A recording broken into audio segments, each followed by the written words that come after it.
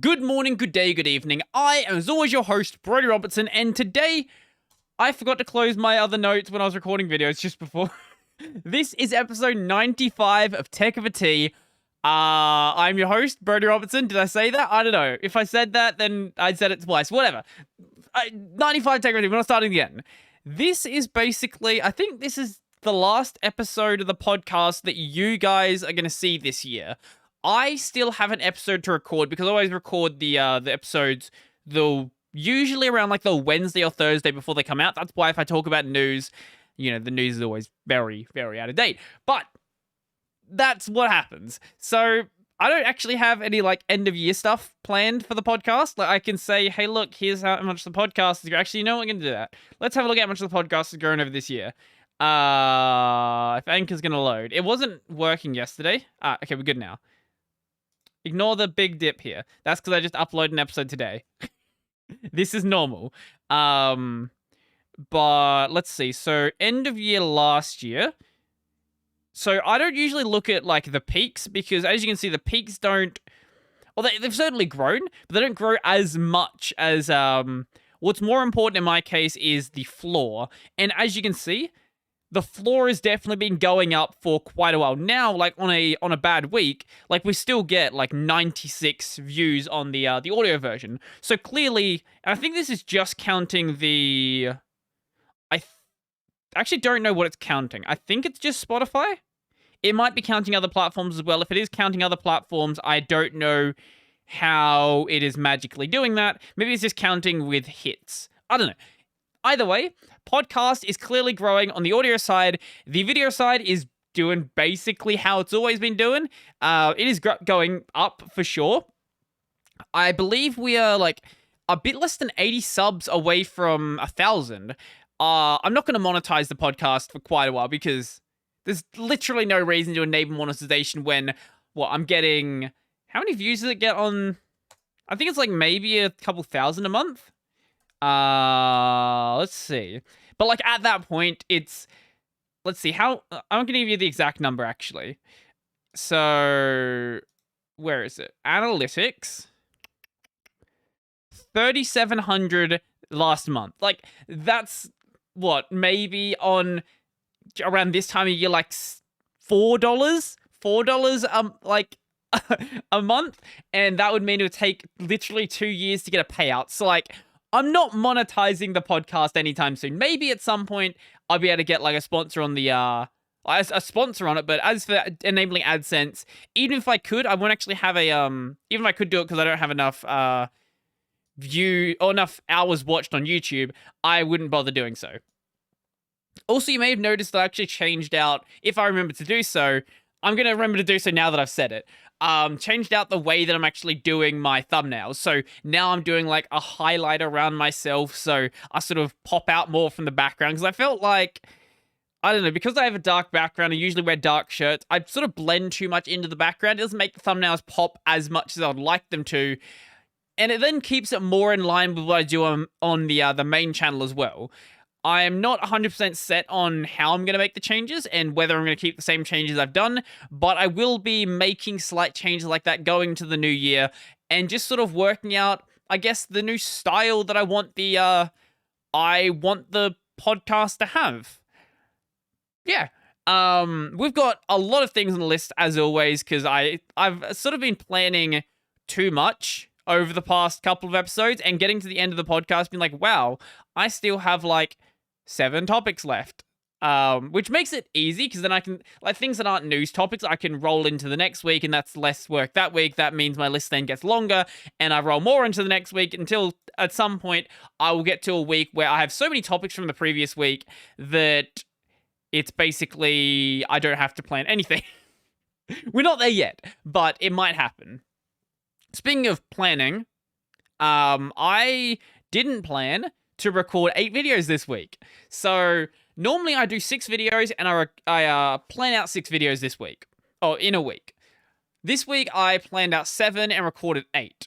I had extra time because I am not doing a podcast this week because I want to take a break, but next week I'm not going to be doing it. The reason why I did 8 videos this week is because at the end of the week, today, as I'm recording this, I actually recorded them earlier today, two sort of relatively big topics came out that I wanted to cover sort of as quickly as possible. The first one being the new theme on the Arch Wiki, and the second one being the whole TikTok OBS situation. For anyone who doesn't know anything about either of the situations, basically the Arch Wiki, we'll start with that one. Yeah, we'll start with that one. So the Arch Wiki now has a new theme. Why is it not showing me logged in? I literally logged in before. So you can't see it because it decided to break. There we go. So this is the new theme. You can't really see it super well, but yeah, you see like half the screen. So basically there's a lot of extra white space now. I'm not a fan of it, but as you can see, it works out pretty well on a more compressed window. I think this actually looks pretty good. And this is a change that was made to make it work better on mobile. Now, the developer decided to make this change without really asking any of the user base. So clearly, it led to a little bit of backlash when this happened. Luckily, as I said, if you make an account, you can disable it. There's also a query string you can pass in. I think it's like use skin version equals 1, if I recall correctly, and then it swaps back to the old skin. Basically, the reason why it was done is because MediaWiki, the project that the Arch Wiki is based on, like most wiki projects, like say Wikipedia, is making some changes upstream. One of the things they were using to have responsive design before now no longer works in the version 1.36 of MediaWiki that they're using now. So if they wanted to have that same responsive design... Sure, camera died for a second. If they wanted to have that same responsive design, then they would need to go and basically swap to the new theme and go like that. Which is really strange because the new theme isn't actually part of the stable build yet. Or it's not like, it's not officially supported. Like, it's in the build, but you have to go out of your way to enable it. So it's weird they disable the responsiveness of the old skin when you're not really supposed to move to the new skin. You've probably noticed that Wikipedia and most other wiki sites have not moved over to the new version yet, so it's really strange that you would do that. But that's one of the things I wanted to cover. The other one, is there anything else to say about that? It's basically just a new theme for the Arch Wiki. Personally, I don't like it. As I said, it looks fine for a smaller screen like this, but like, this is dumb. I don't want to see half my screen just not being used. You can make the argument that it's better for readability because, you know, you don't want to have text stretching across the entire screen, all that fun stuff. I don't know how true that is. I find it easier to read text that is going across the entire screen because it means I don't have to scroll as much. But there are arguments the other way as well. So as long as I have the option to disable the new layout, I'm going to be fine. If I don't have that option, well, there are tools to go and basically query from the Arch Wiki and then just open it up in your terminal, and maybe I'll just end up having to do that instead. Or maybe I'll just live with it or come up with a new CSS theme that fixes it anyway. As for the OBS situation, basically, TikTok decided to make a project called TikTok Live Studio. TikTok Live Studio is basically, it's a live streaming app. Now, like most live streaming apps, it's based on OBS. Like, because it's just easier to base it on OBS than build your own thing. Because OBS is just a good application. This is why Streamlabs built Streamlabs OBS on the OBS project. Now, building it on OBS isn't the problem by itself. Like, that's not a big deal. You can build something on OBS perfectly fine. The problem is that OBS is licensed under GPL v2. So if you're going to be building something on top of the OBS project, you need to make sure you actually follow the license that is applied to OBS. Now, being a GPL v2 project, that means that you either have to distribute the source code through some means, or you have to provide a method that people can acquire the source code. typically most projects that use GPL v2 are just going to distribute the source code online because for the most part, that's the easiest method to do it. And unless you're hiding something, there's really no reason to not distribute it. But there are, and some people did argue with me about this, there are sort of ways that companies can get around the whole just distribution requirement while still technically following it. So you'll see some companies like Umidigi, for example, that will actually we'll start with that one. We'll go with that one second. The more common one you'll see is companies requiring you to like send them an address and then they'll send you a CD or a thumb drive that contains the source code. So by the time you get the source code, it's multiple weeks out of date. That's perfectly valid. And while that's annoying, I don't think anyone would complain about that. The one that people may complain about is what companies like Umidigi did, for example, where to get the source code, they required you actually visiting their headquarters. I can't remember what city it's in China. But they required you visiting their headquarters in China. So obviously for most people, that's completely ridiculous and nobody's going to go and get that source code. Unless you're insane and you actually do spend the time, unless you actually do live in China and you do go and actually visit the headquarters like Sexy Cyborg did, Naomi Wu. Or, you know, if you just catch a plane to China and you do it like that anyway. It's a really scummy way to handle the GPL requirement. But it's a problem that's built into GPL v2 because of how old the license is. GPL v2 was made in 1991. In 91, yes, there was internet. The internet's existed since like the 60s or 70s. Obviously not public use, but it has existed in some form. But most people still didn't have internet in 91. I know for sure that I didn't, even though we did have a personal computer at home. So, that being the case, it was made in a time when the internet was not this widespread thing. It was not as easy to, like, you know, store hundreds of megabytes of source code on the internet. So that's not something that's built directly into the GPL v2 license. It's not built into GPL v3 either, even though GPL v3 came out, I want to say 2006. But I could be wrong on the year. GPL v3, 2007. Okay, I was close. GPL v3 doesn't have the that requirement either. It does have some other things that weren't really a thing at the point at that point, addressing things like some stuff related to smart devices. But even so, it's still very much lacking in terms of what is possible on the internet nowadays. I don't think anyone would really argue against requiring the source code to be stored somehow online, but that might get you into a weird situation where you could then, like, at some point we'd move past the Web 2 standards we're using nowadays, and then you'd have to sort of argue whether those Web 2 based that camera or that pole looks like really leaning. Whether those Web 2 based licenses then apply on Web 3, or if this Web 3 is sort of like different to the Web 2 internet. It's very restricting your licenses in such a way makes it so you either open up loopholes or you make the license too restrictive and no one really wants to use it. And either of those outcomes really aren't great. So you have to be very careful with sort of like the kind of terms you actually include when you're going to be including things like that in a license. So I don't think the way that GPL v2 handles it is bad, but it does lead to some companies not really, following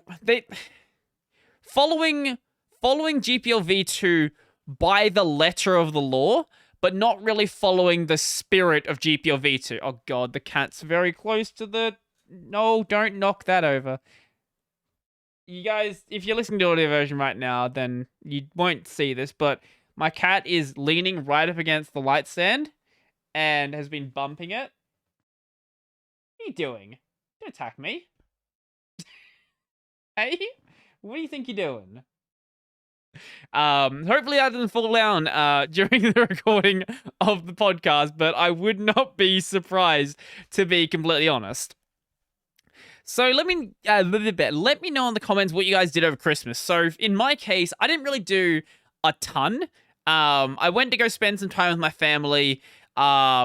Basically that meant I had to go drive like 2 hours to get to my parents' place, and then I spent the weekend there, basically doing nothing but suffering from the heat because it was very hot that weekend. I believe it got to like 36, 37 degrees Celsius. Not as bad as the previous year where there was a day that was 51 degrees Celsius, but still hot enough where I'm like, I don't want to go outside. So we stayed home for the most part drinking, because that's what you do on Australian Christmas. It's hot and you drink. My sister was there as well, and we played some board games, and that's about it, to be completely honest. We had some lunch. Not a very Christmassy lunch. My sister's boyfriend brought some fried rice. It's like, okay, fried rice, the most Christmassy thing you'll ever imagine. And then besides the fried rice, there was like ham and we had chicken there, but we never actually like pulled the chicken apart, so we didn't actually eat any of the chicken. So we had ham and other forms of ham and more ham and some salad. So like, very, very, very Christmassy dinner. I'm gonna see if I can annoy the cat. What are you doing? What are you doing? Hey, don't attack me. I just want to pat you. Okay, is that good? I can feel your claw. Hey, I can feel that claw. Oh, let me just record the podcast. Stop being adorable. Anyway, yeah. Christmas. We don't really ever do that much for Christmas anyway. That's usually, that's sort of the extent of Christmas. Just lunch and drinking. Sometimes we'll have a barbecue. I don't know why we didn't do a barbecue this year, actually. That actually would have been nice. I haven't had a barbecue for quite a while. We do have a barbecue here that I could use. I'm just lazy and I don't want to clean it. I've needed to clean it for like a year now, and I just haven't. And that means I just haven't used it for a year. Also, I think the gas bottle with it is out of date as well. So I probably should replace that before it becomes a problem. But I also could just not deal. Maybe I'll deal with it when I get to the new place. When I move there, I believe I've been saying February, but I think the tenants move out in March. So I'll probably, hopefully be there. I doubt it, but I might be there before my birthday. I might be there. I would like to be there before my birthday. That would be great. But I really doubt it. My birthday's in April, for anyone who doesn't know. I've been having thoughts about like how I actually want to approach the new room. So I'll see if I can find... I'll find a picture of the room and not show you the address, because that would be really stupid. Oh, I didn't search for it on here. I believe the room is 4x3. 4x3 sounds correct. Where is it? Here we go. Property photos. Go to the last one. Why are there so many property photos? Jesus Christ. Okay. Here we go. Okay, so save that one. Put that there. And then if we close that one so you can't see the address anymore, and then open this up in my browser, here we go. So, here is how the new room will look. So it's 4x3. This right here is a window, and then this right here is the built-in wardrobe. So I'm not sure if this 3 is based on where the door is located or where the built-in is located. My assumption is because this built-in was clearly built there with the house, it's based on the location of the door. So that should effectively give me 4x3. So, or 4x3. Yeah, 4x3. So what I'm thinking is probably splitting this room. I should actually... There actually is a tool I can use to, like, drawer on stuff that I should go and actually set up, but I don't have it set up right now. So I'll split this room in half, probably like this. I'm not sure. I think I'll put the desk on this side. So on the side closest to the window, and then the bed on the other side. The bed's probably going to end up like mostly blocking the built-in, but I really don't give a shit. And then probably have like a bedside or a bed end table to put like the TV on. Then this basically half of this room is going to be my studio. So no longer will the bed be in the background. Then I'm not sure what's going to go in the background. I'm probably going to put my bookshelf there, to be honest. And the bookshelf is full, so maybe I'll get a second one. And I might, if I have space, I might put like a table in the middle or something and put something there. Fancy, I don't know, maybe. I'll think of something. I'm thinking getting maybe like a penguin plushie that looks like Tux and putting it there. That might work. Maybe put a light around it or something. I'm also probably going to do sound foam. I'm not sure how much it's going to cost. I'm not sure how much I'm going to need to worry about, because I'm not going to sound foam everything. Like if I have like I have, what's the word? The bookshelves here. I'm not going to bother putting sound foam behind them because the bookshelves will already disperse the sound anyway. But any points that either aren't this built-in wardrobe or aren't being covered, I'm probably going to put sound foam up. So that means it's probably going to cost quite a bit, which is not great, but it's fine. I'll make it work. And I kind of want to put lights between some of the sound foam as well. So I can't obviously sound foam the entire wall. I'll have probably a better solution than my current solution. So in case anyone doesn't know, my current solution for blocking out the light from here is not great. This is a bed sheet. It's also a bit thin, so it lets in more light than I would like. I'm probably going to get something not set up to be like that. Maybe I'll get blackout curtains. That might not be a bad idea. If I don't get blackout curtains, I'll just get something better than the setup I currently have. But those bits that aren't the window, I'll probably get like a tube light, I know you can get like Philips Hues that will probably do what I want it to do. I think that's what Connor, CDog VA uses. Philips, for like, basically I'm going to copy that from his setup. Philips Hue tube light. There are other tube lights that will work as well. The advantage of the Philips Hue though is you get the amount of gradient. With a lot of tube lights, the way you change their color is you apply different gels to them, which is fine if you're doing shooting. But if you want to just have something during a live stream or something like that, like image shooting, not video shooting, if you want to have something during a live stream, it probably would be a better idea to do it like that.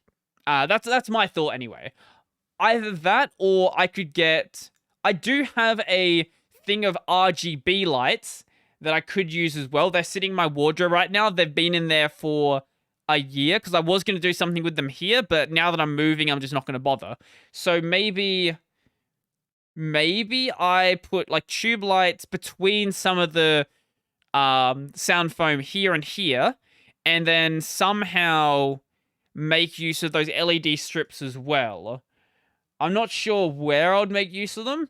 Maybe I don't want to. See, my problem I have with my current setup is I feel like I have too much colored light. Obviously, there's just that one there, but I sort of want it to be a bit more subdued in the new place. The only reason I have so much light back there is because there's nothing there. Like it's a boring wall. But I feel like there are better ways that I can handle this, given a better space to work with. So I'm still debating on how I approach this and how much money I want to spend sound foaming. I may not even just sound foam the entire room. I might sound foam half the room and just see what it's like. Because Because if it's eliminating most of the echo, then it's not really that big of a deal. My current room, even though I know it's going to be echoey. I'm certain it's going to be echoey because my current room, it's echoey as it is. So a bigger room is surely going to be more echoey. I believe my current space, for anyone who is curious, is, I think it's like 2.5 by 3. So it's sort of like an extra 1.5 meters to work with, which might not sound like a lot, but when you are in this absolutely fucking tiny space, it really, really is a lot. And is really going to make shooting a lot easier. It's also going to make it possible for me to do things where I'm not sitting at the desk.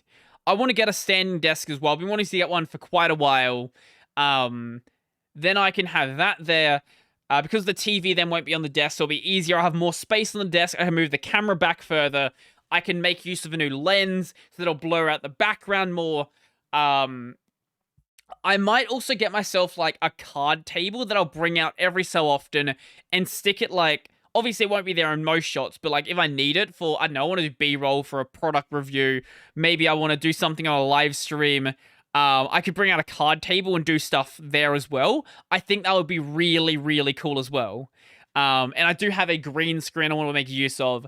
And that I'll actually have space to be able to make use of it. So maybe during live streams every so often, I'll use the green screen. Maybe I'll do that for regular videos, or I don't know. I'm not set on anything that I want to do. This new place and then any places I move after that, I'm gonna make sure that I actually have the space to work with. I moved in here when I had basically no money. But my situation is very different from then. So I sort of want to give myself more space and give myself the ability to be more creative with what I actually have.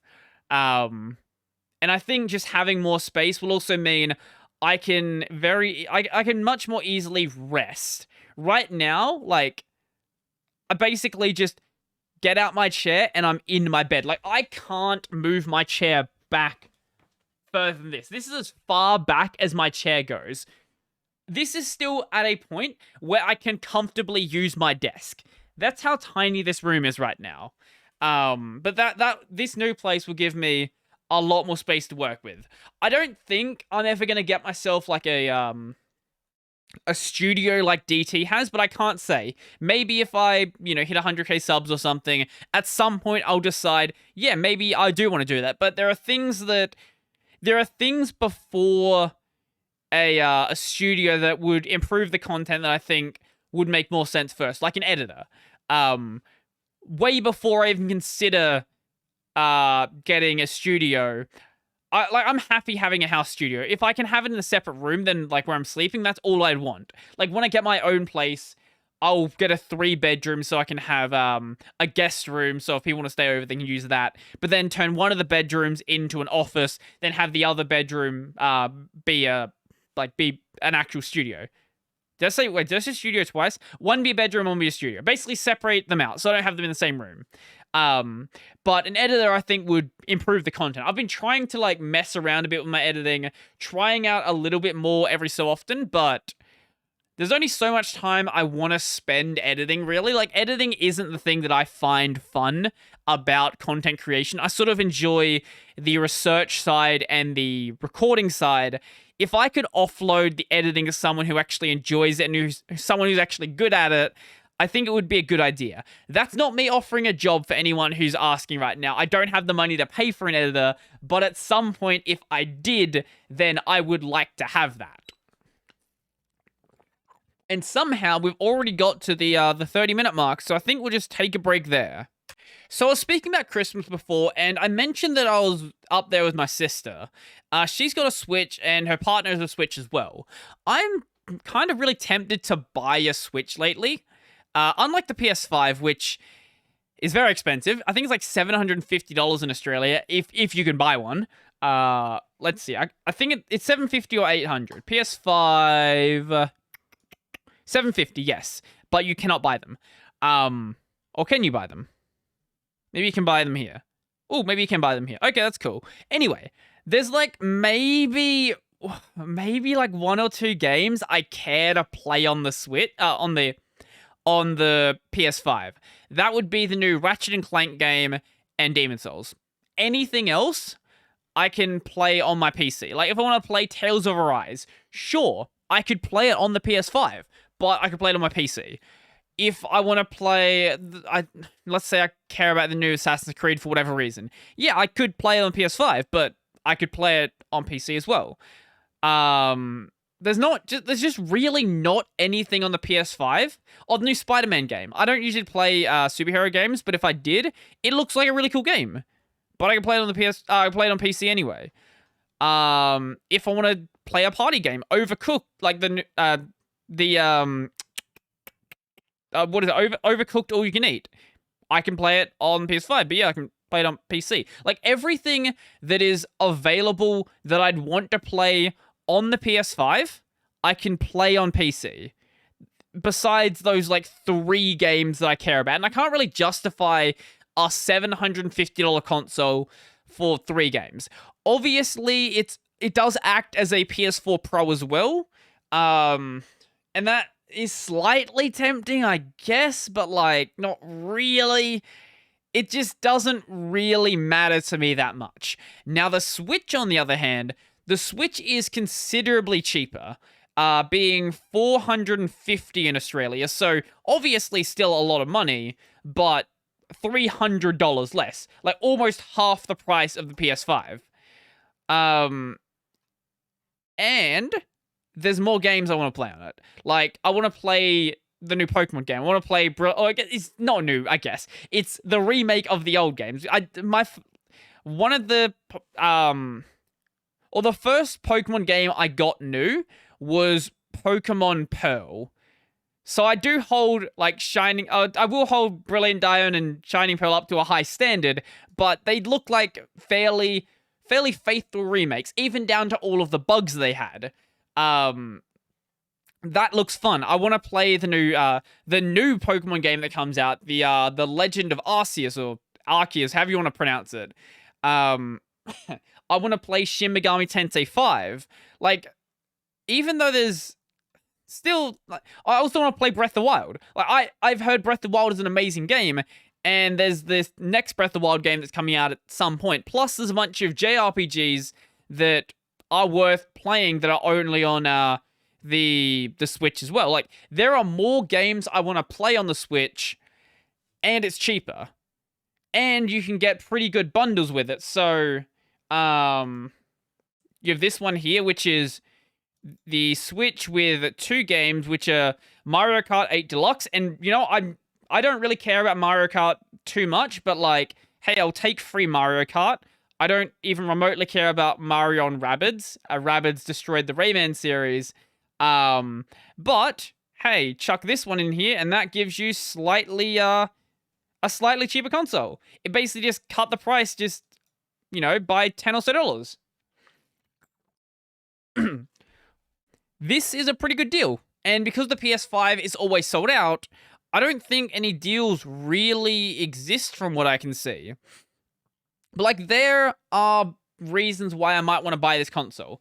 I am very much considering it, and maybe I'll buy one before Christmas, or before, like, the Christmas sales end. I don't even think this one's on sale. Yeah, it's not even discounted. This is just the regular price. I'm thinking about it. Maybe I'll do it. Maybe I won't. You'll hear about it if I do it, but I'm certainly thinking about buying the Switch. And yes, I know I could just go and, you know, I could go and emulate it through the Yuzu emulator. Yeah, I'm well aware, but I don't want to do that. Like, firstly, my PC is not going to be powerful enough to do that at a point where it'd be justifiable. Secondly, like, I actually want to go and support a good system. Like, the Switch seems like probably one of the better consoles you can get right now, and I want to support it if I'm going to be playing games on it. Have I talked about the way that I approach emulation? The way that I approach it basically is, if the game is off-market, and you can't, or if the game and the console it's on or the system it's on is off market, I don't really care about emulation. Like, if you want to do it, go ahead. If you don't, that's fine. Like, I don't ever get the idea of, oh, I bought a secondhand copy of the game, now it's okay to emulate it. Like, you haven't given the developer for that game any money. Like, you buying a secondhand game is just you giving money to either the person selling it or the secondhand store that's selling it. You're not actually supporting the developer, so I don't really know why people hold the idea of buying a secondhand game as this weird requirement to emulate stuff. So take, for example, I'm playing through Shin Megami Tensei 3 right now. I don't own a copy of it. Like, it's a PS2 game. Sure, I could have bought the HD remake, but I didn't want to play the HD remake. I want to play the original version. So I played the original PS2 version, and I don't feel bad about it. Like, some people might say, oh, you buy the remake. And yeah, I can understand that. And in many ways, I probably should have played the remake, because in some ways, it's actually a better game. For example, when you fuse demons, basically you get abilities from both the demons on that new one. In the original version, when you fuse them, you got random abilities. So you basically had to keep re-rolling until you got abilities you liked. In the remake, along with SMT5, you can select the abilities, which is a much, much better system, and will save me re-rolling a demon for 20 minutes trying to get a good set of rolls. And sometimes, like, you think all the abilities are transferable, sometimes some of them aren't. So you keep rolling and rolling and rolling and never find the set you actually want. And you're like, why am I even doing this? Like, why am I just spending my time re-rolling this demon for something that I have no idea if it even exists? But anyway, yeah, that's the way that I approach emulation, at least. And it's fine if you don't care about it like that. If you're happy to emulate games that are still on market, I'm not going to tell you not to, because I can't stop you. Like, I can say, you shouldn't do it, that's bad, buy the game, whatever, but, like, if you're going to do it like that, then you're going to do it like that, and that's basically as far as it really goes. But, back to the Switch, anyway. Actually, was there anything I had to say about the Switch besides what I said? Actually, maybe not. Maybe there wasn't. It's not like I need more games to play. I already have, like, a lot of games to play. I really should do a bit of, like, spring cleaning in this room. This is something I've been considering also for a while.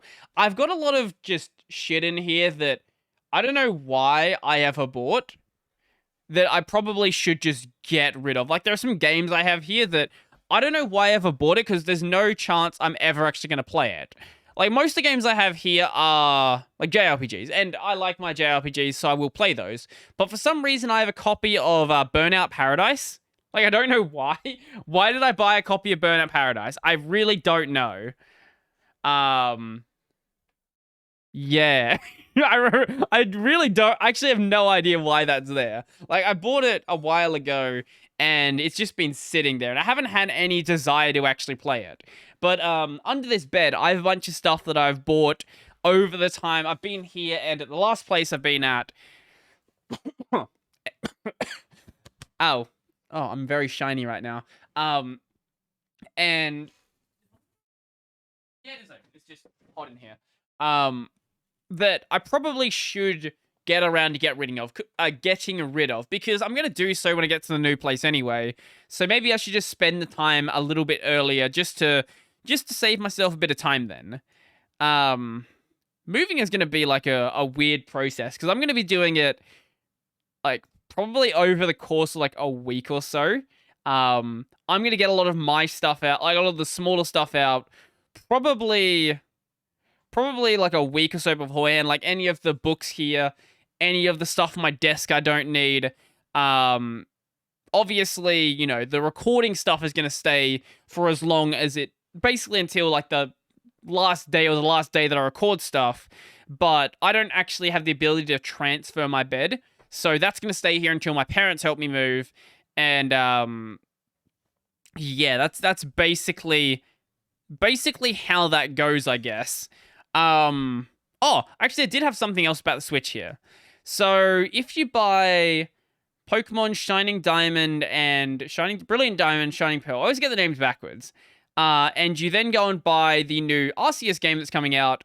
Like with those games, you get some bonus Pokemon. So there's going to be a Darkrai sort of event that you unlock, which actually is kind of cool. I think it is kind of cool to encourage you to buy the other Pokemon games. Like, hey, here are these other cool games we're working on. Go and support them, I guess. But I do like the way that it's sort of laid out the rewards, because even they know like the rewards that people actually care about.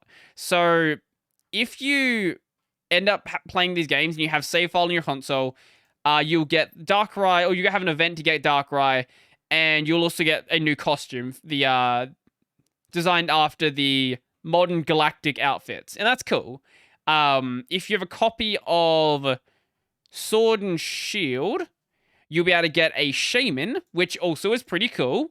But I love how they're fully aware that no one gives a shit about Let's Go Pikachu and Let's Go Eevee, because you won't get a Pokemon, you'll receive a free Pikachu or Eevee mask, which is cool. Cosmetics are cool, and sure, maybe someone will really care about a cosmetic, but like, the cosmetic is going to be far less focused on than the other two in here.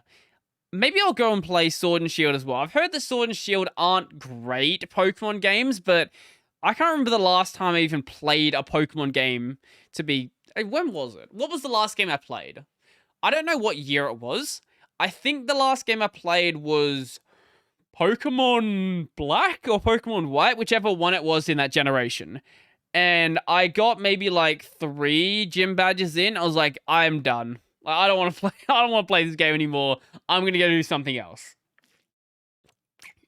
I think the problem that Black and White had is they were coming off of Heart Gold and Soul Silver, which I think you could probably argue are 2 of the best Pokemon games ever made. I genuinely love Heart Gold and Soul Silver.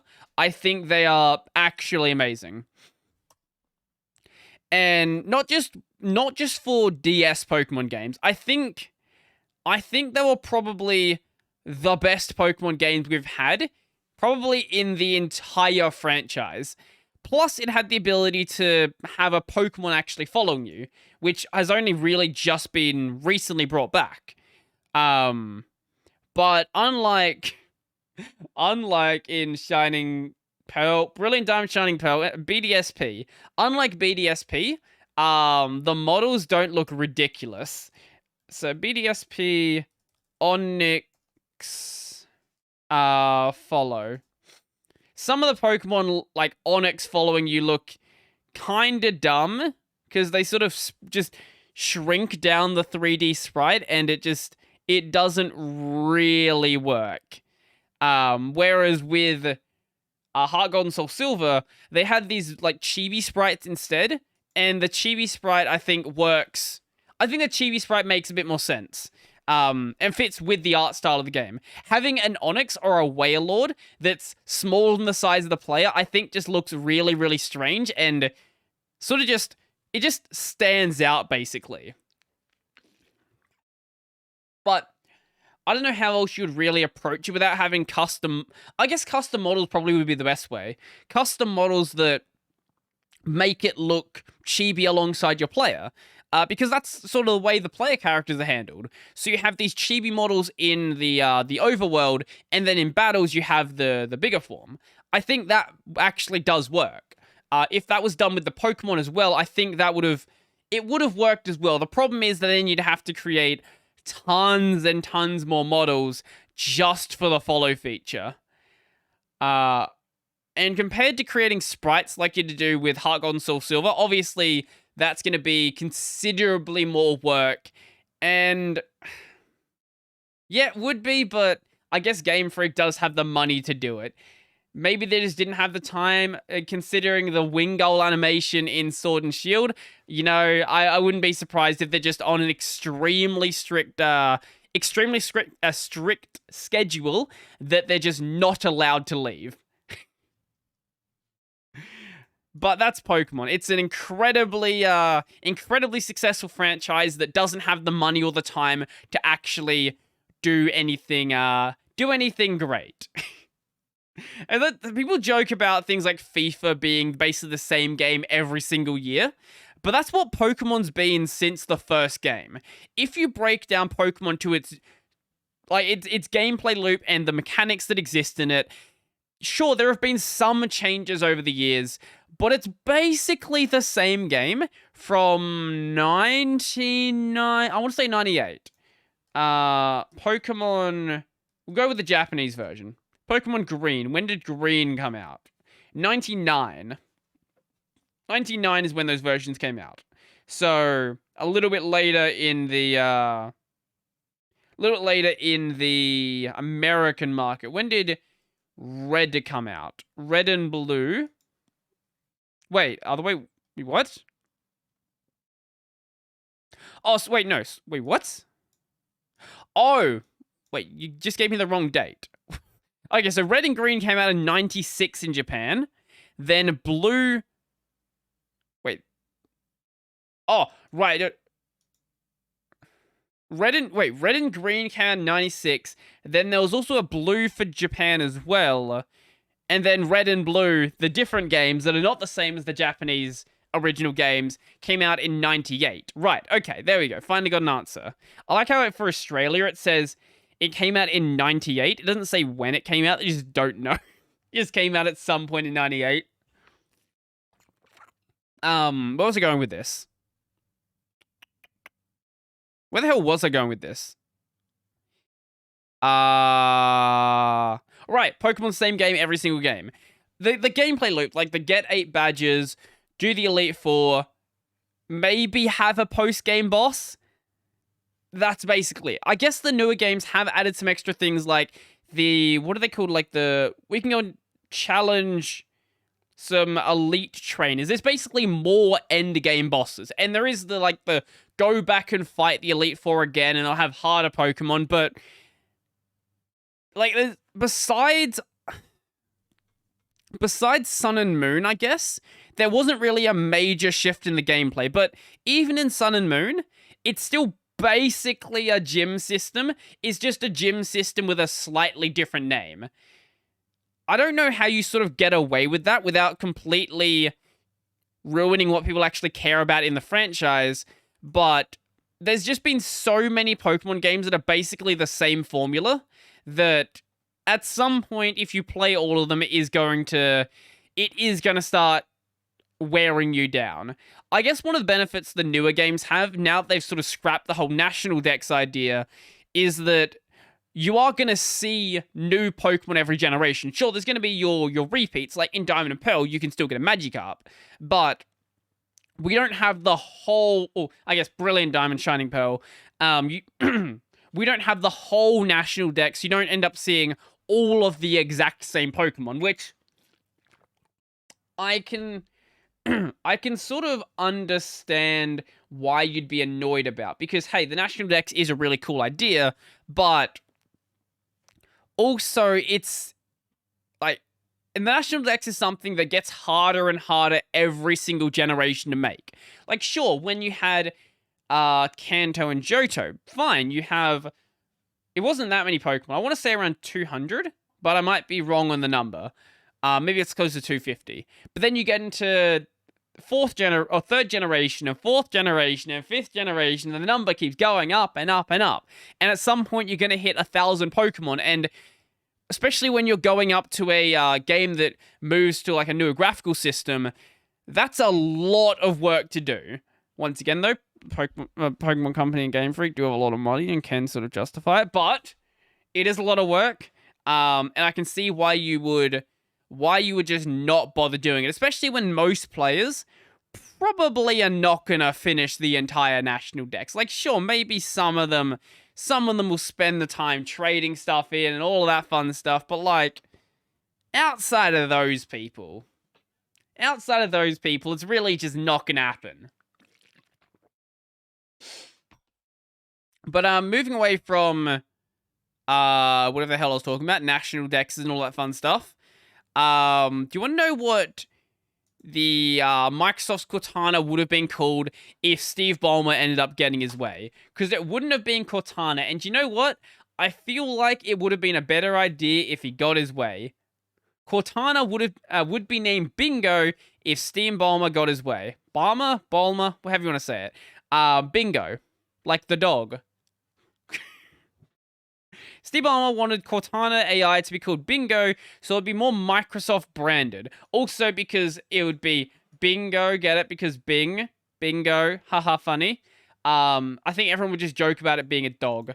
That's according to former Microsoft product manager Sandeep Paruchuri. I don't know how to say that name. Who recounted the story of how Microsoft's AI system got its name to writer Alice Newton Rex as part of a deep dive into Cortana's origins. You know, I think Bingo probably would have been better. I think the reason why they scrapped it is because Bingo is a dog name. I think that's the reason why they did ultimately scrap it.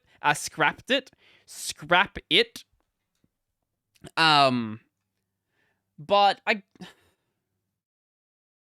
don't know anyone who actually uses Cortana. Like, the only people I know who use Cortana are people who try to disable Cortana and it just does not want to be disabled and it ends up just turning itself back on and not letting it go away. Like, you can disable it in registry edits, you do a system update, and then it's like, hey, I'm Cortana, you want some help? I'm like, no, mate.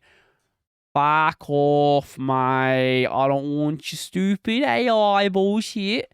I just want to fucking work. And that's basically how it goes. That is basically how it goes. Oh, air conditioner's on. Oh, cat's freaking out. You good there, Chase? Hey? Come here. Come here. Boop. Hello. Can you not claw my hand when you do that? Hey? Can you not claw my hand? Ow. Cat's an asshole. Don't get yourself a cat. Bad idea. Like, they're cute. But then they was like, oh, yeah, you know what? Your hand is a scratching pole. Oh, yeah. Oh, even though I'm happy with you patting me, I'm just gonna, like, claw at you. Because that's what I do. Because I'm a fucking cat. Ow. Ow. I have got many scratches on my hand right now.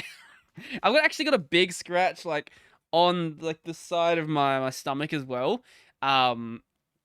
When he did not want to leave my room because he'd seen a dog in the lounge room, like, a few hours earlier and assumed that if he was going to be put out there, he would be eaten.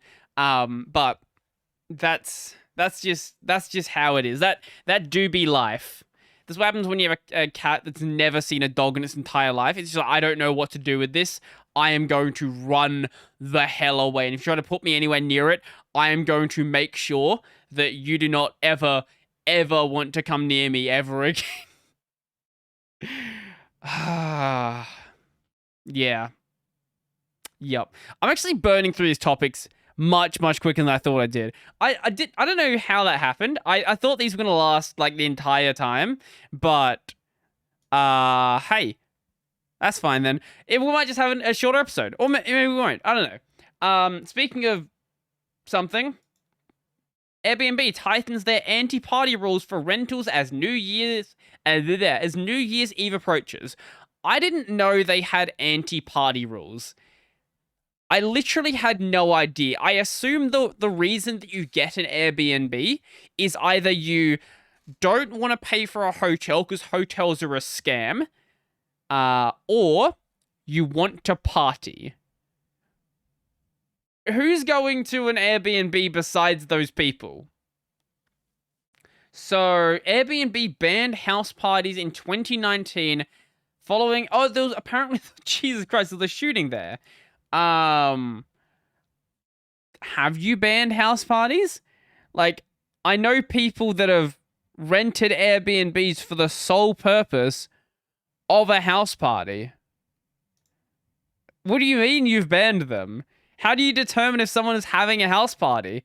Like, the whole idea of the Airbnb is that the owner of the house is not in the house. So as long as the house is cleaned up by the time you leave and like there's no damage, anything like that, how would you know there's a house party? Like, obviously, I guess if you have a house party and then you just don't clean, but then you also just get a bad rating on your Airbnb account, and then you just won't be able to rent places.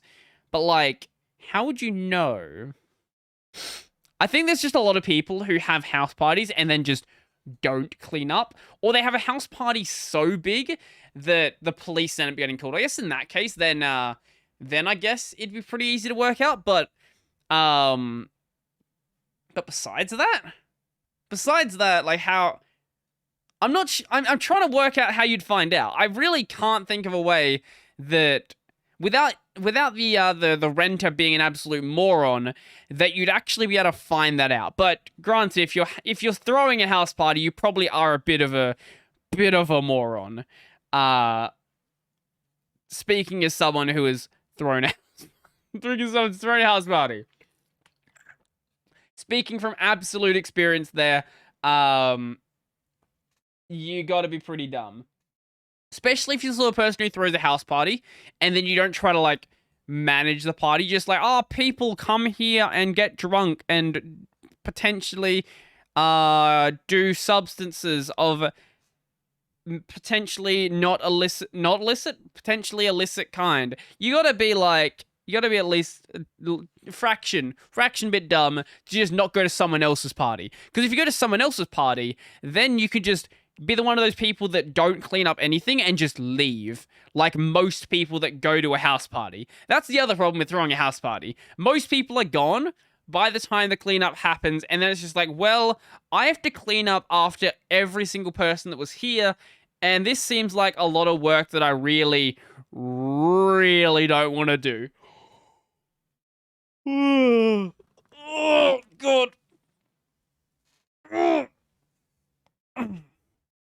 I'm always tired in the afternoon, but I'm far less tired than I have been up until recently. So I once again started reading before I go to bed.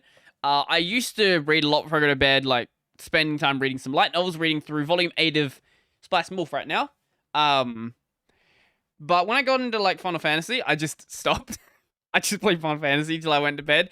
Plus, there's been a lot of days when I just watch anime until I go to bed.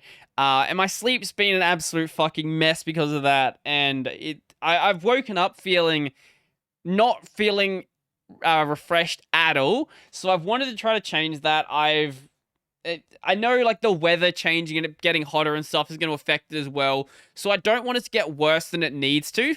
So going back to what I was doing before, I've been doing that for like maybe a week or so now, and it has been giving me a much better sleep. So I'm going to keep that up, and hopefully that means that I actually can make better content, because when I'm recording, then I'm not like fighting against falling asleep.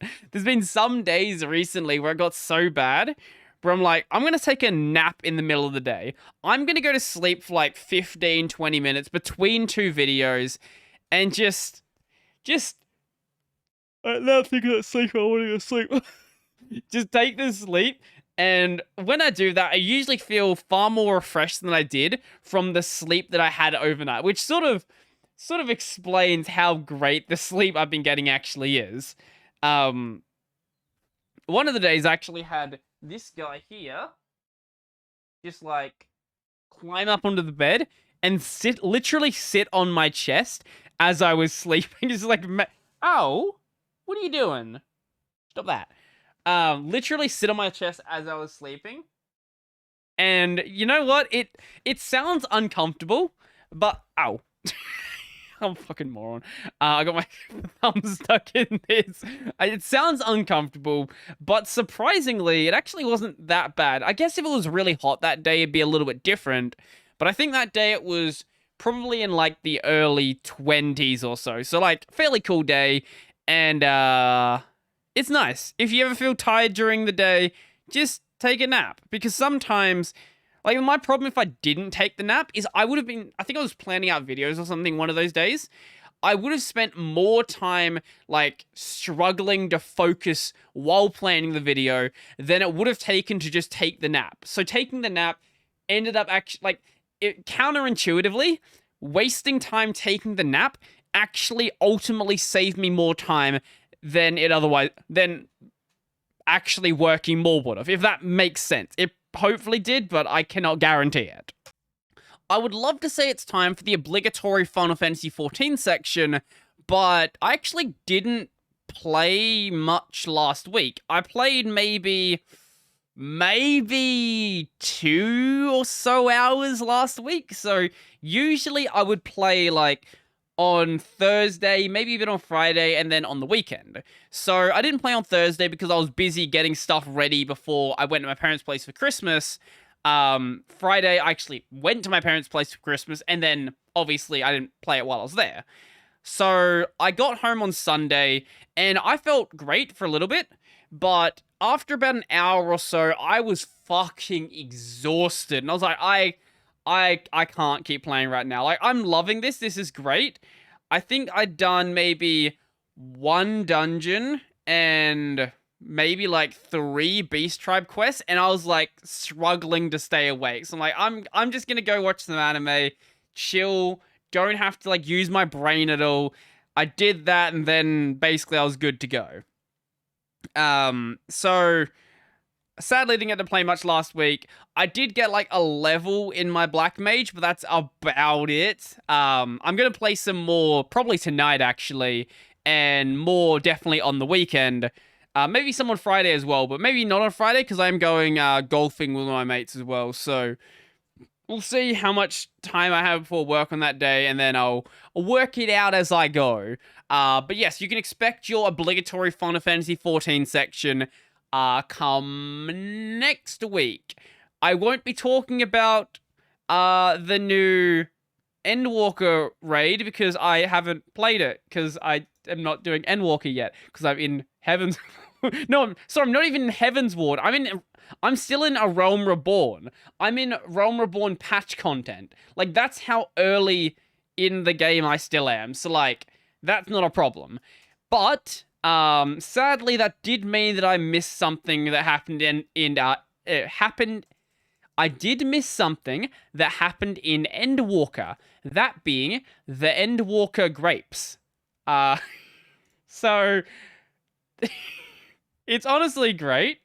In one of the towns in Endwalker, there were these grapes. Now, these are questionably grapes. I would call them more crystals. Crystals with a grape skin on them. That look really bad, but also, like, really endearingly bad. So they made them really low poly count because, you know, you're not gonna look at the grapes that often. You don't want to be, like, wasting poly count just on these random-ass grapes. They ended up patching them, and people argue that the new grapes look worse. And you know what? I feel like they do. They made them, like, more round, but, like, when they were literally just a fucking... What? Is it 5 size? Whatever... It's like, I'm just gonna call it a crystal. Like, when it was literally just a crystal, like, it looked bad, but you can laugh at how bad they look. Now they just look bad. Now it's just like, here is a very low poly count grape. Because it's beautifully low poly grapes. True. Sadly, I'm never going to get to experience the original grapes in their original glory. But at least we have records of them taking place. So I can always go back and look at the beauty that was the grapes. I do love that people have been comparing the grapes to Heidelin, which is actually great. Because fucking hell, it really, really looks like the crystal, doesn't it? I believe the English FF14 Twitter tweeted about it. Grape Twitter. I recall seeing... Yeah, here we go. So they released 6.01. We will miss you, grapes. You were truly remarkable. But then they also forgot to fix the grapes in Wineport. I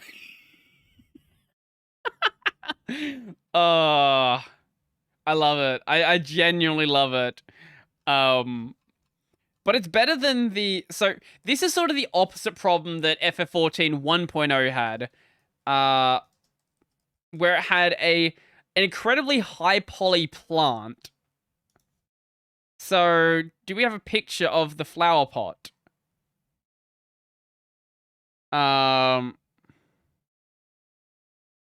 So, here we go. Okay, here we go. So the original flower pot in question, second from the left in front of the roost. So this one right here. Blender says 436 triangular polygons, fair bit off the 1,000 claimed. That larger flower bed behind it has 1,245 though. If anything, they added more color variety in Realm Reborn. That's explaining why it's not a problem. Where is the explanation of it? She was extracted from 1.0, not 1.1. Okay, so they actually changed it in one of the updates to 1.0. Anyway, there was this flower pot in 1.0 that had this ridiculous poly count. And basically looking at the flower pot just killed your frame rate because let's just have this stupidly high poly count flower pot just sitting. Is that, I think it's in Gridania it was?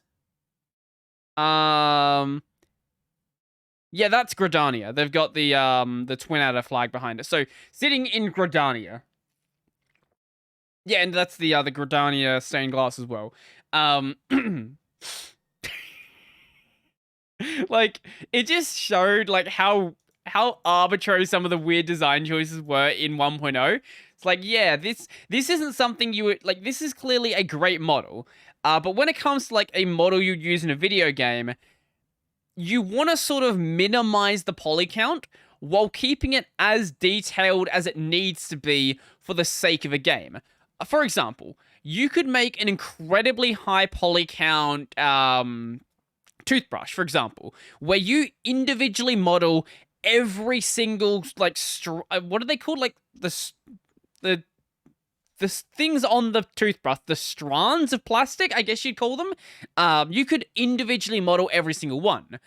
But that doesn't make any sense. That's just a waste of... It's just an absolute waste of poly count because no one's gonna examine it that closely. What you usually want to do is just make it a rectangle. You want to make it a thingy, a rectangular 3D shape, whatever that's called. I haven't been to school in a long time. And then just give it a texture that makes it look as it should. And that's usually going to be good enough. And good enough texture work can hide the fact that it isn't a perfect 3D model. Obviously, it can't hide it perfectly, and an actual good 3D model is better, but sometimes it really just doesn't matter.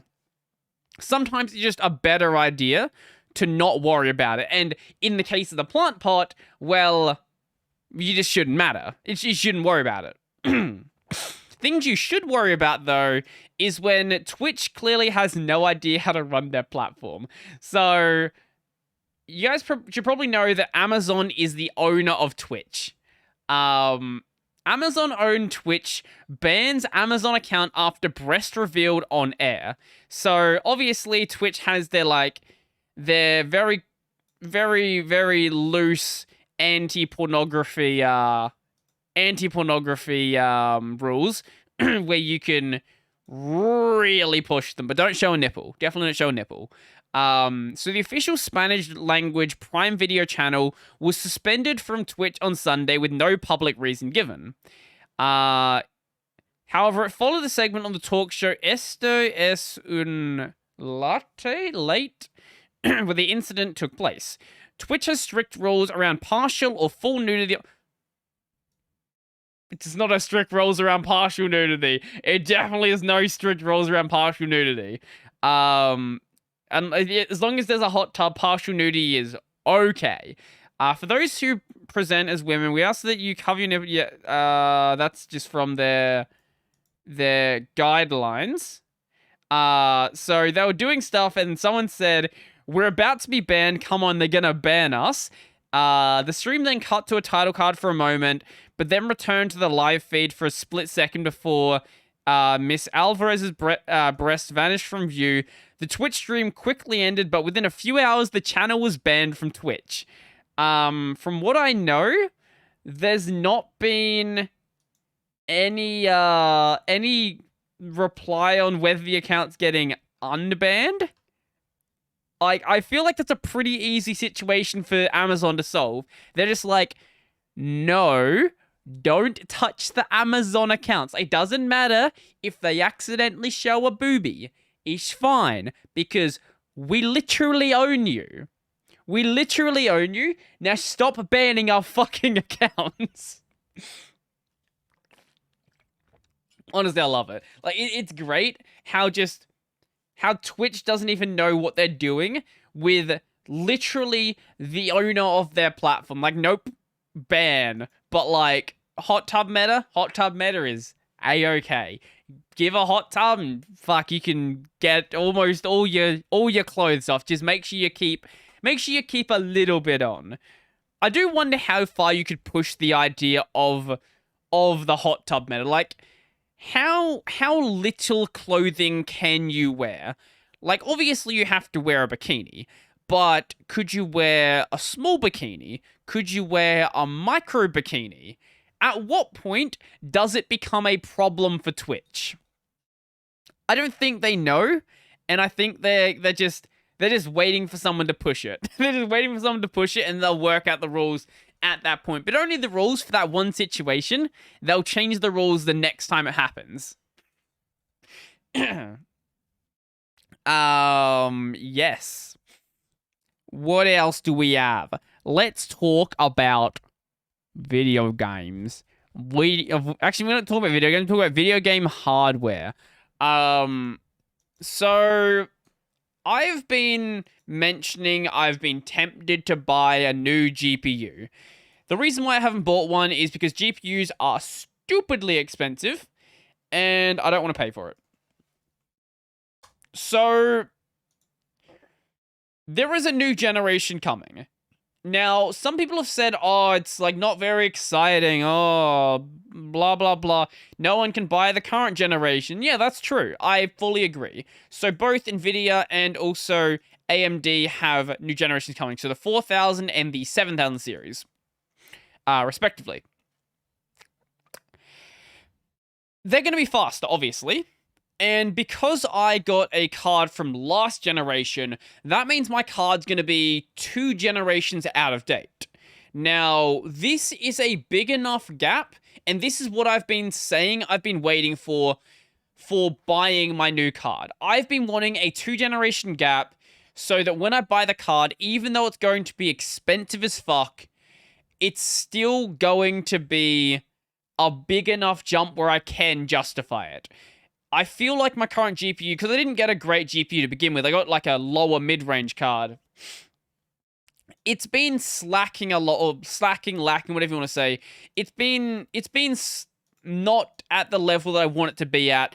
There, especially in FF14, I want to crank that game more. I want to be able to run some shaders and all that fun stuff. And outside of that game, like, I just want to have a better GPU because it's going to give me the ability to crank my games more. I'm one of those people who do like to crank my games, even though I've said that I don't really think that we need games to look better. I think if I can get not just cranking my games, also getting a consistent 165 FPS. If I can get that in FF14, I'll be very happy. That's pretty much all I want. If I can crank the settings and then, because the game looks like a PS3 game. If I can crank the settings and get 165, I will be happy. So I'll probably end up getting like a 7700 or maybe a 7600, something like that, depending on what the prices look like at retail. I don't give a shit about MSRP. Look at retail and what their performance is actually like. I'm not gonna. Look, I could buy an Nvidia card, but I just don't care. Especially because I'm considering trying out Wayland at some point. No, it's not happening. AMD is just the only thing I'm going to be using on Linux for probably the foreseeable future. So when these actually do drop, I hope that we end up getting a really big jump. And even though they're going to be hard as hell to buy, I'm probably going to buy one. My assumption is the 6600 is probably going to be at the $800-ish mark in Australia, which is fucking expensive. I remember when like 600 class cards were what?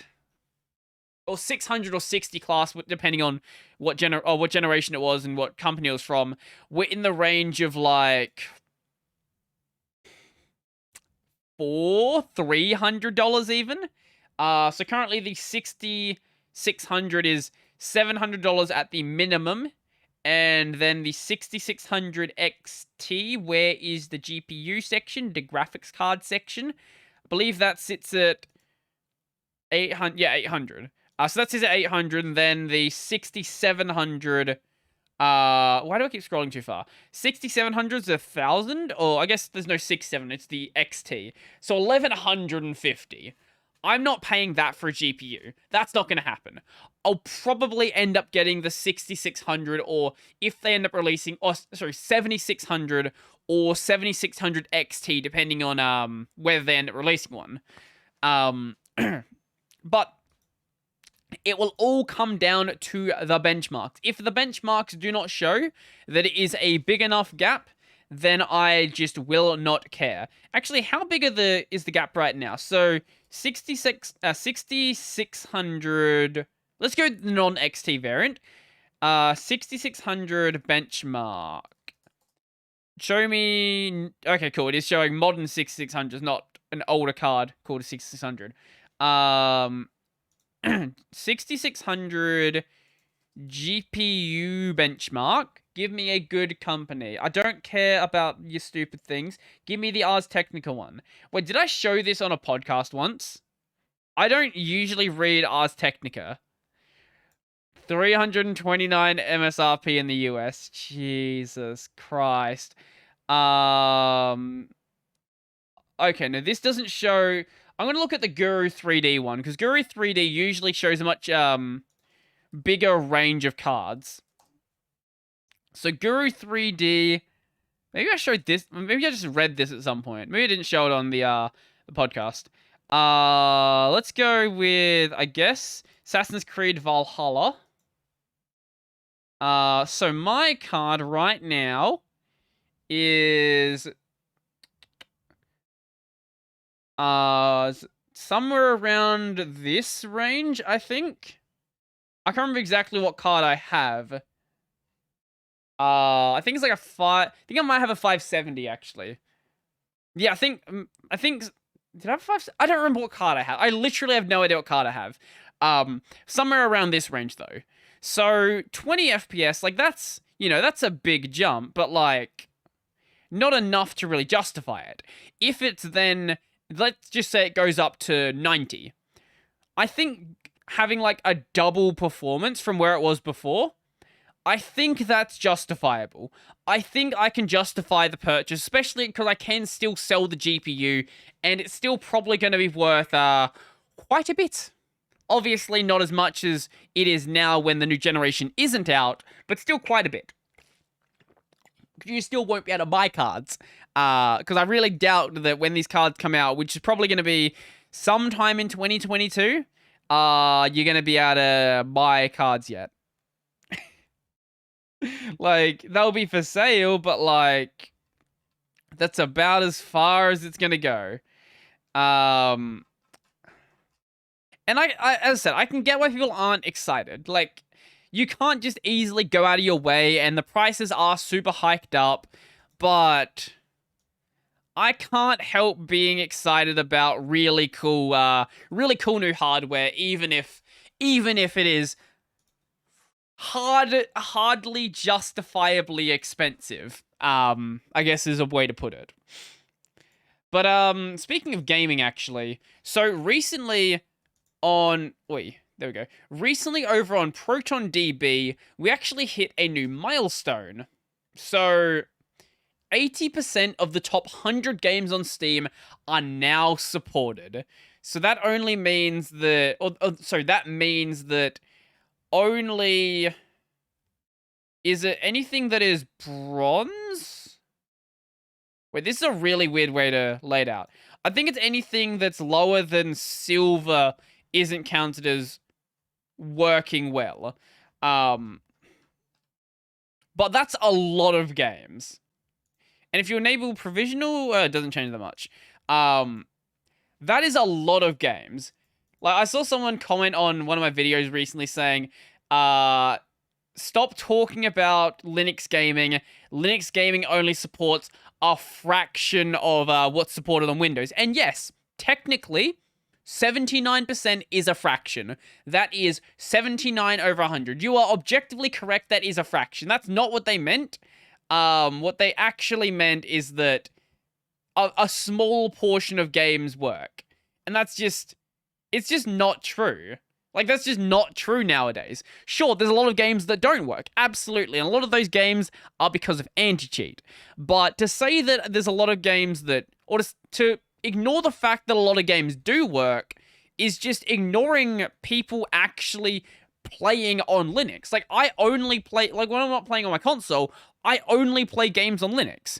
And the only thing I'm playing on my console are games that are only available on the console. I can play everything I want to play on PC. Yes, you have to decide.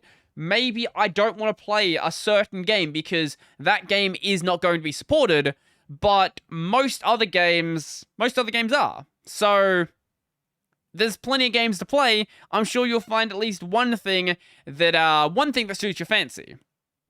Even if maybe you can't play the latest and greatest AAA multiplayer shooter game.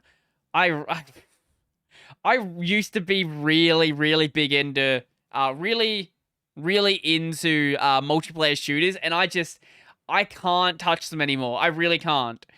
I was never great at them. My problem is I get really competitive. Like, the second I feel like I'm getting better at the game, I got way too competitive at them, and it just stopped being fun. Like, I would play games like Black Ops 2 for hours upon hours, even though I was not having fun, because I just felt like I had to get better. And I just don't feel like the relationship I have with multiplayer shooters is a healthy one. Obviously, I mean competitive shooters, not cooperative games like Borderlands. Borderlands is a very different situation. Same reason why I don't usually play many multiplayer competitive games anyway. Like, I don't care about PvP in an MMO or in Dark Souls for that matter. Get fucking PvP out of my Dark Souls. I really don't care about it. I play the games offline, so I don't have any chance whatsoever of being invaded, because I just don't like the mechanic. If you want to play with it, that's fine, but I'm just not gonna deal with it.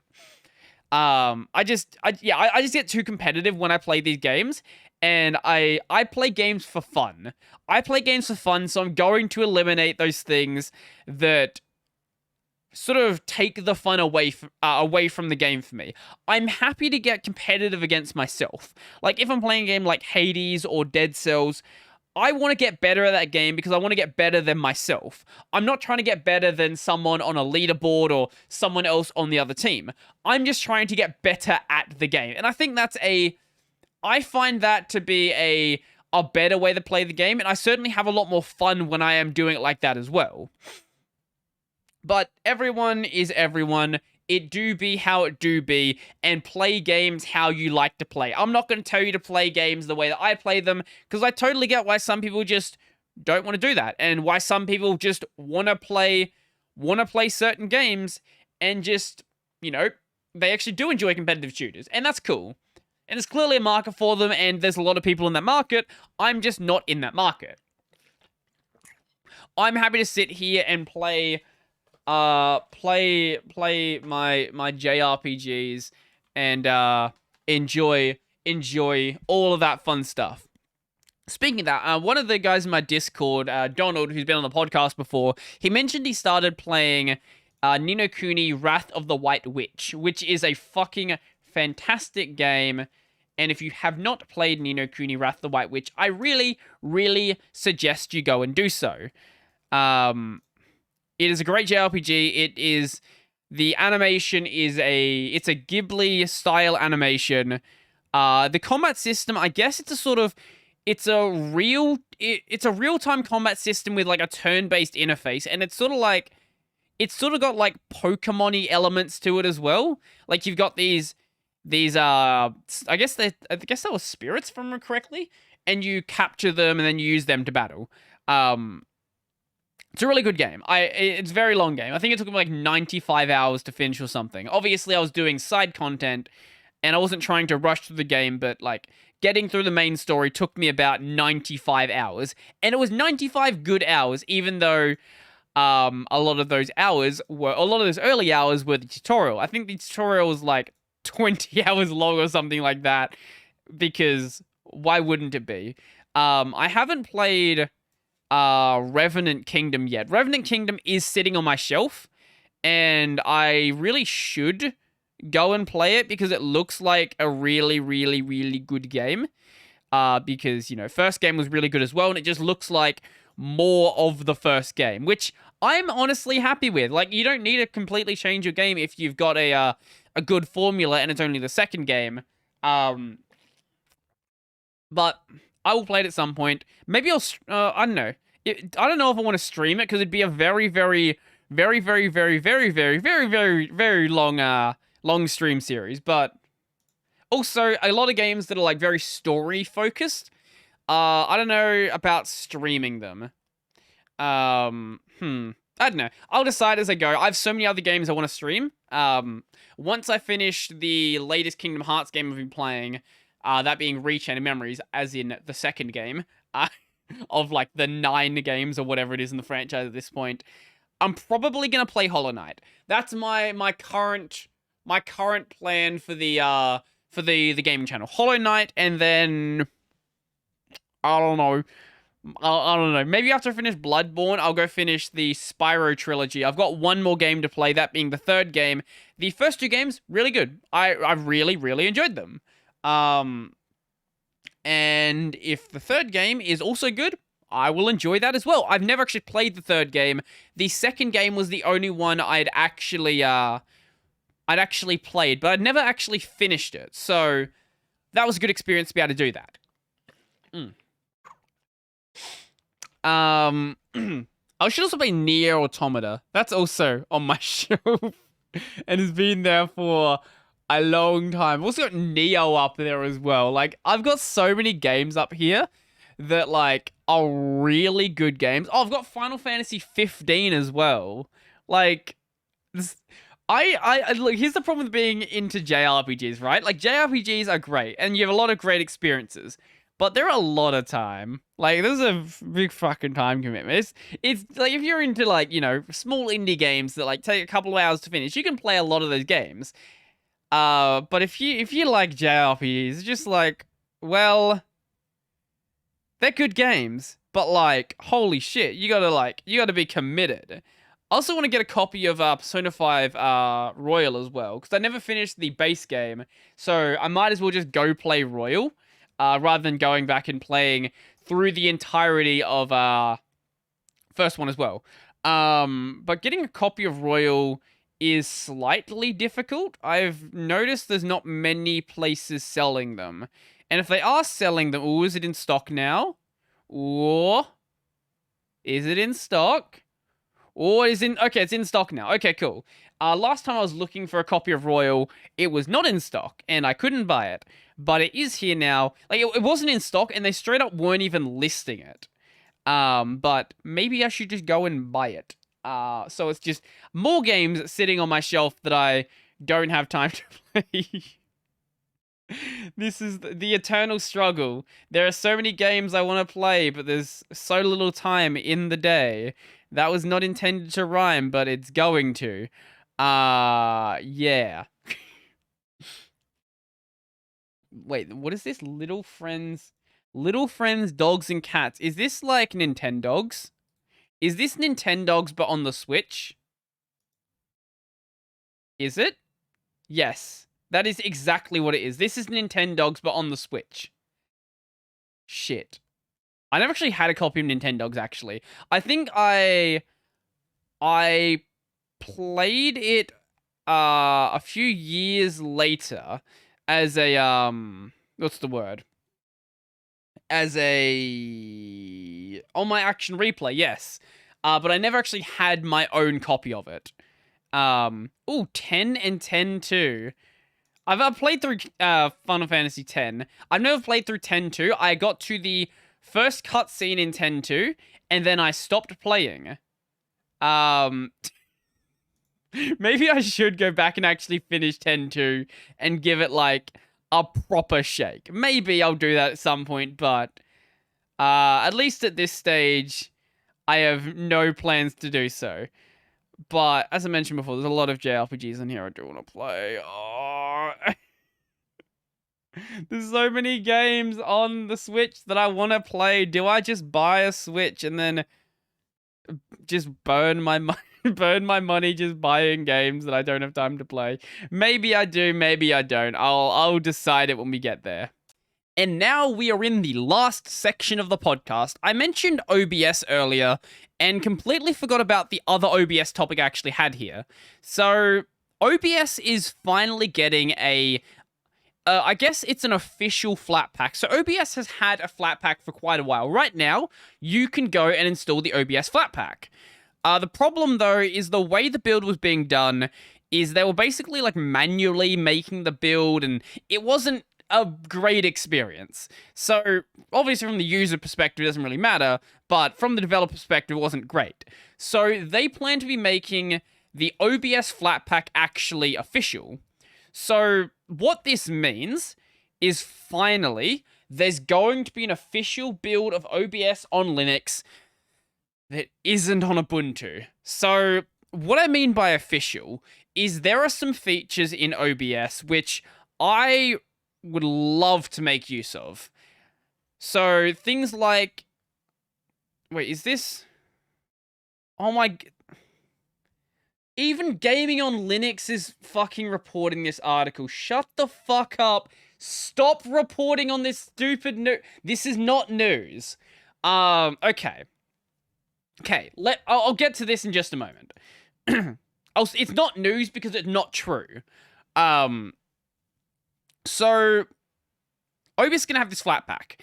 The flat pack is going to, in the official version of Ubuntu, and obviously the Windows version, it lets you do things like integrate Twitch directly into it, integrate some sections of YouTube into it. There's things in there that require the API keys of the OBS developers that aren't there in the other versions. Obviously, most of the features are there, but those API key integrations are not available just because of the way that they are handling them. So I'm really excited for that to be available. Also, I'm really excited to not have to worry about compiling OBS from the AUR, because that's the way I'm doing it right now. Because when I use OBS, I want to have access to things like the like the browser plugin, because the fucking version in the Arch repos is still broken, and the Arch developers refuse to fix it. Like, I'm usually not this angry about volunteers not getting something working, but they have been given a patch to fix it, and they refuse to fix it because it would mean they'd need an extra package in the repos. Basically, OBS requires a specific version of CEF Minimal, and this version usually lags behind, or maybe in some cases in front of, the version in the Arch repos. So it needs to line up exactly. Now, most packages get around this by just packaging CF Minimal in the package itself. OBS doesn't contain doesn't what's the word? Ship the dependency with it. So it sort of has to pull from the system. Most of the time, not a big deal. If you can get that extra version, it's fine. But they don't want to put an official... They don't want to add this version into the OBS repos, so it's just never going to be fixed. So you have to get it from the AUR and do it like that, basically. I've been using the Titan 652 version, and it's great. But if I can get rid of that and then just go with the Flatpak version, I'm going to be doing so. Now, what I was annoyed about here is that Gaming on Linux, Liam Dorr, is fucking spreading this information around. This absolute fucking fake title that made its way around Reddit as well. So, Red Hat did donate $10,000 to OBS, right? That did happen. And OBS is going to be making the Flatpak the official version. These are not related stories. These have nothing to do with each other at all. The developer, like some of the developers of OBS have come out and said, stop saying that these are related. The Flatpak has been a work in progress for about a year now, and like it has absolutely nothing to do with the fact that Red Hat just donated money. I actually didn't read this story. I just read the headline, and I'm annoyed that Liam Dorr, who I feel like usually has some level of credibility, is spreading this around as well. So, little bit of good news to start Tuesdays. The excellent live stream, blah, blah, blah, got a good donation from Red Hat. Red Hat certainly aren't the first big company to help OBS development, software, blah, blah, blah. Nice to see big Linux and open source companies. Yep.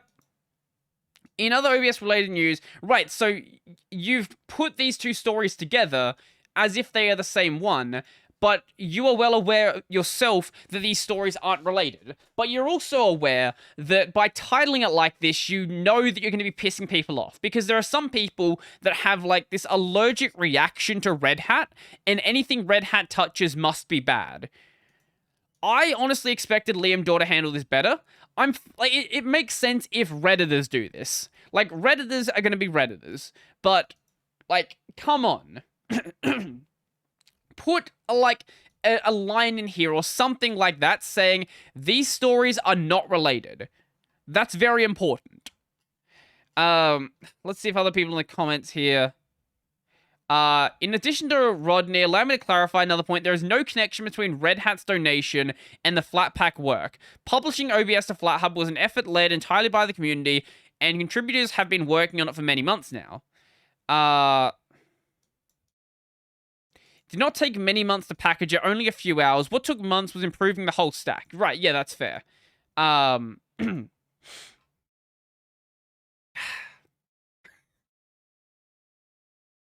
I'm just annoyed that this story keeps getting shared around as if it's a real thing that's happened. It isn't. Like, it's not a real thing at all. So stop sharing it around, and then we can stop having more misinformation out there.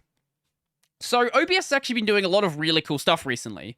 So besides that one, I got an email, because I donated to the OBS project a while back, I got an email mentioning that the OBS project is going to be working on the OBS WebSocket project.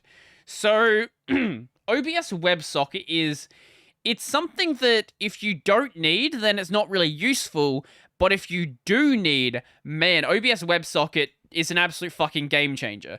So what this basically does is gives OBS WebSocket functionality. So basically it allows you to connect to OBS over a WebSocket. So you can make things like a web interface for OBS. That's cool, but not really that useful. I guess you control OBS from like a remote system if you really want to. What's really cool though is it allows you to control OBS outside of the OBS application, allowing things like the OBS CLI tool. So OBS CLI is basically what it sounds like. It lets you control OBS from your terminal. Why this is useful is because then you can go and take this and then map it to something like the program that lets a Stream Deck work on Linux. So Stream Deck Linux, Stream Deck UI. So you can combine the OBS WebSocket to give you WebSocket functionality. You can combine that with the OBS CLI to actually control the WebSocket, and then map this to buttons on your Stream Deck, and then have the Stream Deck working on Linux. These are such such great features, and I'm so happy that the OBS project is actually supporting it, because the plugin itself was already good, but the fact that they are taking them under their wing and working on the project themselves is really, really great. I believe in the official version of OBS, this has actually been merged in as well, so the WebSocket functionality is actually available there, and I'm so excited to actually be able to try that out and I've been meaning to try it out for quite a while, but because it's going to be made official part of OBS soon anyway, I'll just wait until that's actually happened. It's awesome. Like, I love what's been happening with OBS, and I really hope that going forward, we keep getting more really, really cool features like this that really improve the usability of OBS on Linux. Because even though it's probably the best, no, it's not probably, it objectively is the best open source video recording software available, there are places where, yeah, you can improve it. And I've run into some of those things. Like, sometimes OBS has trouble loading my cameras and things of that nature. So there are places where it can improve, but the official version not being limited to just Ubuntu, because it was a PPA, and having OBS WebSocket built in is going to be great. I know the official version, or the package in the Arch repos is going to still be bad because the Arch devs don't want to fix it, but I can also just say, fuck you to the Arch devs and use the Flatpak anyway. And that's basically what I'm going to do. And that's what I recommend everyone else to do. Just don't install OBS from the main repos because it's going to be a worse experience. Obviously, if you don't need those features, then hey, go ahead. Go and do that and you'll be good to go, I guess. But I'm sure most people, especially if you're a streamer, are going to want things like the embedded browser. I didn't include a link for this for some reason. But LG has a very strange form factor monitor. 16 by 18. 16 by 18. So it's like 16 by 9, but then you take another one of the 16 by 9s and then put it on top. So it's effectively a square. Like, it's pretty square. I guess it's probably, maybe it's just the angle here, but it looks more rectangular. Anyway, the point I'm getting at here is this is a very strange form factor. I don't know how I would enjoy it.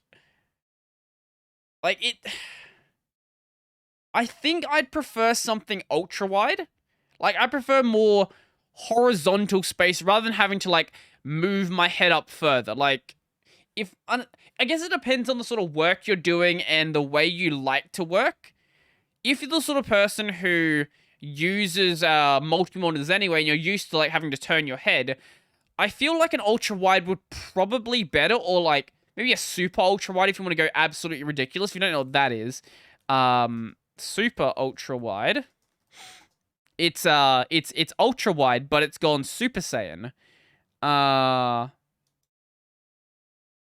Here it is, super ultra wide. Can I see the picture, or are you going to bother me with Cloudflare? Show me the picture. Show me the picture. Picture, picture, picture. Here we go. It's just fucking stupid. Like, this thing's actually, like, super ultra wide is actually stupid. I think this is too big. It's basically a triple monitor setup in a single monitor. I don't remember what the aspect ratio, 32 by 9. So ultra wide is 21 by 9. Super ultra wide is 32 by 9. So basically, oh, sorry, I said 3. It's actually 2. Oh, maybe it's not that bad then. I run double monitors. Maybe it'd be fine. Is this a curved super ultra wide? I think it is. Okay, that's even funnier. That's the way that I prefer to work. But I guess if desk real estate is more valuable to you, maybe having it go vertically makes more sense. Like, I'd want to actually try one before I can say if it's actually a good experience or not. You need to have a system that can tile. If you aren't running a system that can tile, it's just unusable. But most modern operating systems now and desktop environments do let you tile. Because otherwise, like, manually dealing with floating windows like this just would not be a good experience. But on a tiling window manager like I have, I think if you had like the spiral layout, it probably would work pretty well, I would say.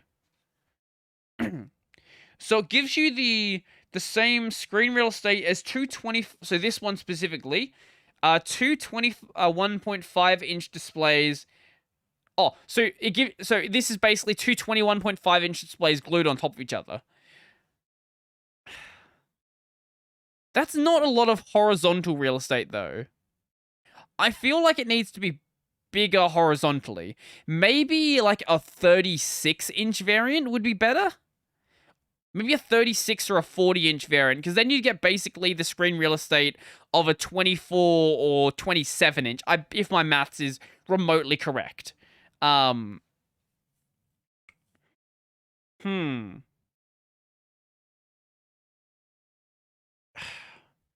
I don't know. I think it's cool. I think it's cool, and there are absolutely use cases where it might make sense. Like this, for example, having a video editing use case where you have your video editing timeline, and then above it, not just like a little preview, you have a full preview. Like that, I think is actually great. It'd probably be horrible for gaming.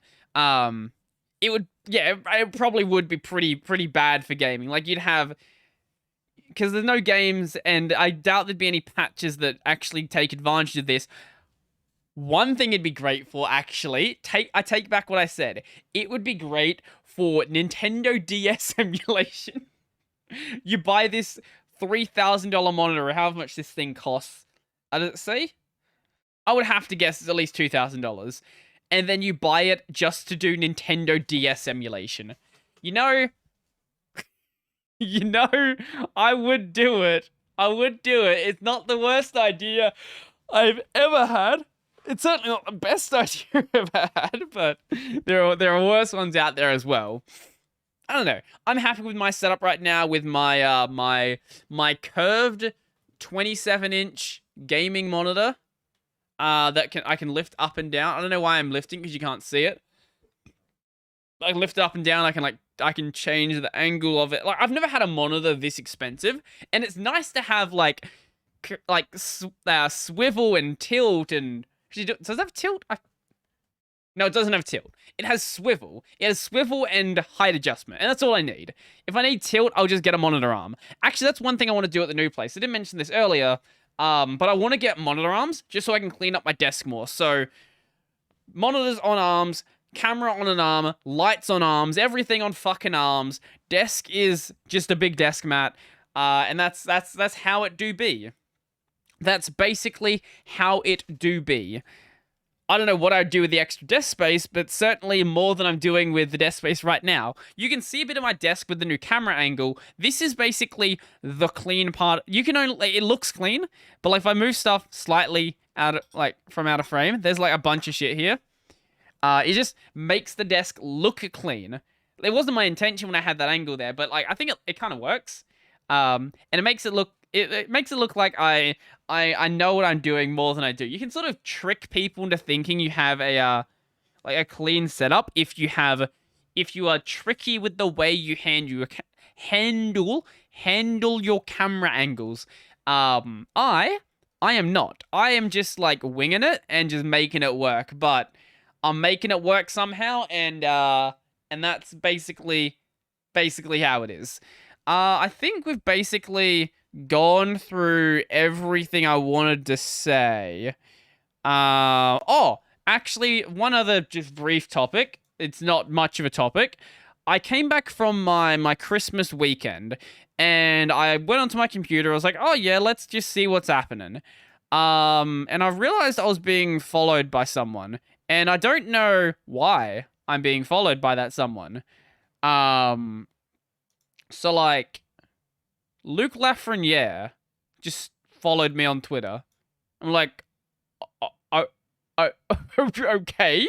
Hi, Luke. How's it going? Like, I've been a fan of LTT. When did I start watching LTT? I actually don't know.